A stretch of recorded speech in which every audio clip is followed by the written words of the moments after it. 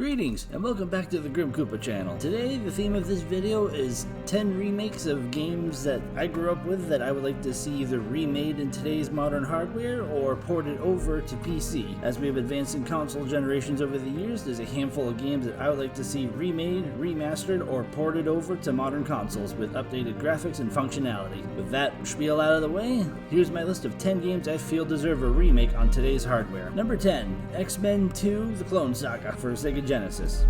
Now I know we have X-Men characters in Marvel-based games like Marvel Ultimate Alliance, and we're also getting a solo Wolverine game in 2024, but I would like an X-Men game that's based similar to this one where you can pick a character and just run through a level. And I mean, my favorite memory of this game growing up was destroying the Sentinel and then trying to escape the explosions that are going on throughout the level and complete the level. Number 9, Aliens Colonial Marines. Now before you call for my head, hear me out here. I know we have Aliens Fireteam Elite and the upcoming Aliens Dark Descent, but with Colonial Marines something felt missing for me. Colonial Marines had elements that I liked with it, the first person perspective, the alien tracker, and the weapons. They got the weapons right. I mean, even Colonial Marines got the grenade launcher attachment for the pulse rifle correct, where comparing that to Aliens Fireteam Elite, the feature's missing. The depiction of the pulse rifle in the Alien series, the pulse rifle has a grenade launcher with it by default.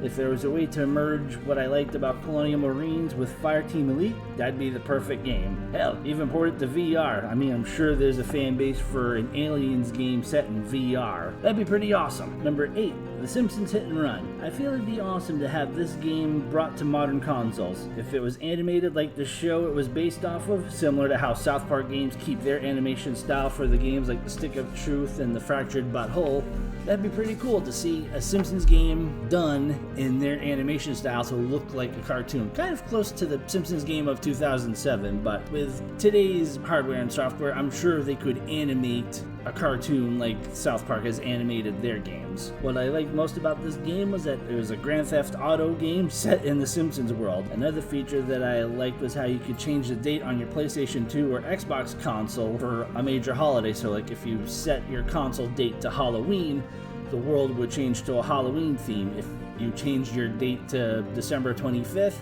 it would change the theme of the world to Christmas. And while I don't know the full list of holidays that were done for the game, but the fact that you could change your console date to those two big dates and the world would change based on the date on your console was just a fun feature. And I think it would just be nice to see this game either give us a port of this game on modern consoles or even see it made in Unreal Engine 5 for a remake. Just keep everything the way it was, because the Simpsons Hit and Run was perfect as it was. It doesn't need any tweaking. It would just be nice to see better animation and just, have it feel like the cartoon show. Number 7, Robocop vs. Terminator. When this game dropped, my 10-year-old self was beside himself. My two favorite franchises at the time were merged into a creepy game for both SNES and Sega, and I liked both games as each version had features that I liked. The SNES version has, I feel, a better looking design. It even had the comic book storyline playing in between levels.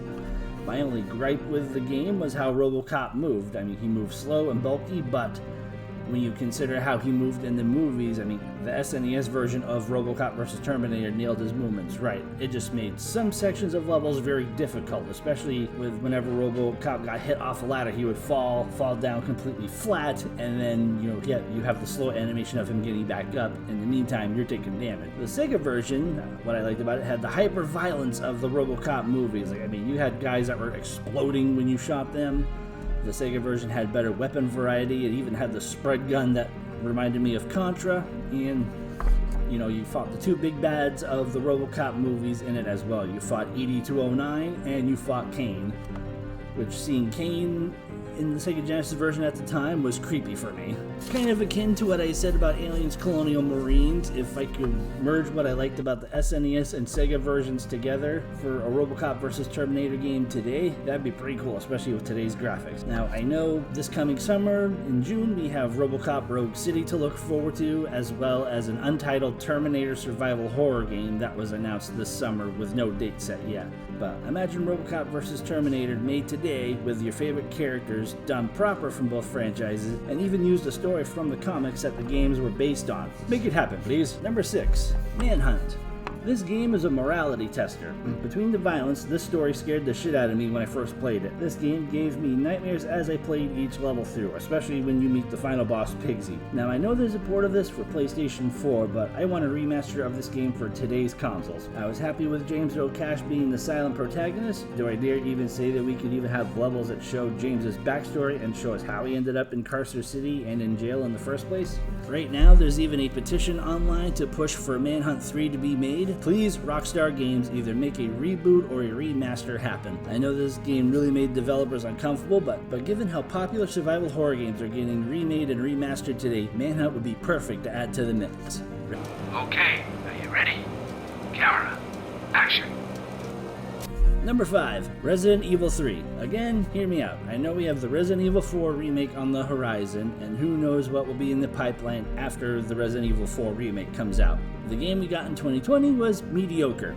The build-up for Nemesis was weak, and they should have built him up like they did in the original, where you just have hints of his destruction coming. You have Brad saying he's coming for you, which, puts you on alert right there. The build-up for Nemesis just needs to be improved as opposed to just having him burst through and introduce himself at the start of the game. And there was so much missing content. What about exploring the clock tower? Calling for the pickup where Nemesis blows up the plane from the rescue. Exploring more of the city and finding parts for the railroad cart was another favorite section of mine, and I know a lot of fans didn't like this part, but I just liked the cinematic for it, but I also liked the exploration of the graveyard and fighting the gravedigger boss. There was so much more that could have been added to this game, and it was tragically cut short. Nemesis deserves a better, proper remake, or at least give us some DLC or something to add more exploration to Raccoon City. Number 4, Splatterhouse 2010. This game deserves at the very least a port to modern consoles. Again, with the survival horror remakes that are coming out in the coming months, this game deserves a second chance on better hardware with a better game engine, especially for the PlayStation 3 version. If we can't get a port, I beg you, Namco, please reboot this franchise and make the game that you want to make.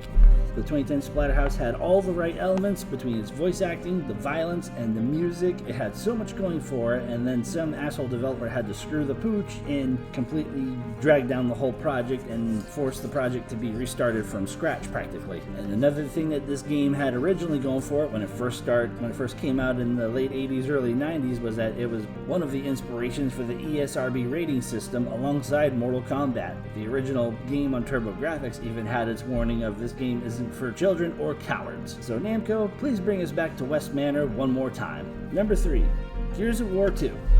Okay, Microsoft, these last entries are all on you. Here we go. I want Gears of War 2 ported to PC. This game was awesome to play, and it improved on everything from the first game. This game I replayed more than a few times, and I loved everything that this game offered. More brutality, more weapons, more executions, and piloting a freaking Brumach. Microsoft, please make a PC port of this game. I will buy that in a heartbeat. Number 2, Conker's Bad Fur Day. Now here, I do not want a port of Rare Replay. I just want a port of the original Conker's Bad Fur Day from the N64. I played this on Rare Replay at the time, and I loved the game, but I hated its controls. They were just really awkwardly stiff, and just something wasn't feeling right with the controls. They weren't really fluid. All I want in this game is to be ported properly with better controls and no additions. Leave the game as it is. If you want to remake an Unreal Engine 5, go ahead, but the original N64 version will always reign supreme. I want to thank the Atlantean or the Loose Joystick for introducing me to Conker's Bad Fur Day and other franchises like Splatterhouse years ago. So please give us Conker's Bad Fur Day, Microsoft. Number 1, Gears of War 3. Lastly, I want Gears of War 3 ported to PC. This game took everything that was great about the first 2 games and dialed it up to 11. Better worlds, better weapons, a really good story, and my favorite version of the Horde mode. This game I played with the Atlantean for hours on release night. Him and I played through the whole game to completion within the first 2 days of release. For some lighthearted fun here, we also got to see the titular character Marcus Phoenix without his trademark bandana. So Microsoft, please give us Gears of War 2, 3, and Conker's Bad Fur Day ports. And with that, these are the 10 games I wish to see remade, remastered, or ported to PC. If you like this video, support the channel by liking the video, commenting, and sharing it. Just by sharing the video, you will help grow the channel, and with this list, it'll help spread the awareness of those games to new potential fans of the franchises. Hope you enjoyed the video, and game on, my friends!